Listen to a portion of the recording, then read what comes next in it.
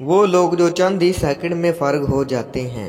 अस्सलाम वालेकुम दोस्तों, ये नुस्खा उन लोगों के लिए है जो चंद ही सेकंड में फ़ारिग हो जाते हैं और उनकी मनी बिल्कुल पतली है और गर्म मिजाज की वजह से जल्दी फ़ारिग हो जाती हैं।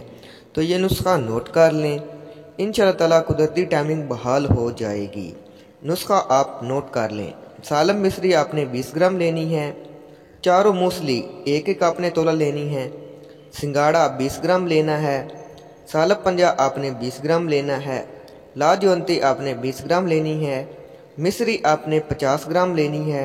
असगादन गोरी आपने 20 ग्राम लेनी है। सब चीज़ों को आपने बिल्कुल साफूफ कर लेना है।